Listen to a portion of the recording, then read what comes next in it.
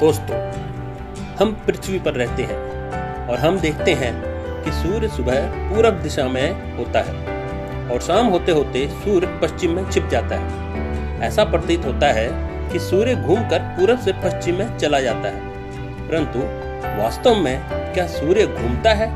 क्या सूर्य अपनी जगह बदलता है? सूर्य एक ही जगह पर स्थिर रहता है और अगर कोई चीज घूमती है तो वह है हमारी पृथ्वी। और इस बात को वैज्ञानिकों ने खोजा कि सूर्य स्थिर है, पृथ्वी घूमती है।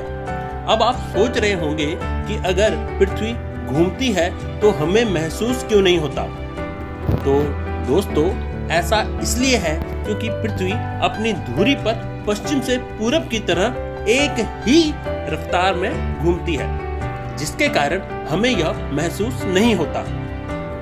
इस बात को हम एक उदाहरण से आसानी से समझ सकते हैं। जैसे हम रेलगाड़ी में बैठे हैं और हमारी रेल 80 किलोमीटर प्रति घंटा की रफ्तार से गति कर रही है, परंतु हम जब तक खिड़की से बाहर नहीं देखते तो हमें पता नहीं लगता कि हम गति कर रहे हैं। इसी तरह हमें पृथ्वी के घूमने की गति नहीं पता लगती, क्योंकि हम स्वयं पृथ्वी में होते हैं। दोस्तों, क्या आपको पता है पृथ्वी अपने अक्ष के इर्द गिर्द एक चक्कर 24 घंटे में पूरा करती है। और जैसा कि हम सबको पता है, जब पृथ्वी का वो भाग जहां सूर्य का प्रकाश सामने सीधा पड़ता है तो वहां दिन होता है, और पृथ्वी का जो भाग सूर्य के प्रकाश में नहीं आता वहां रात होती है।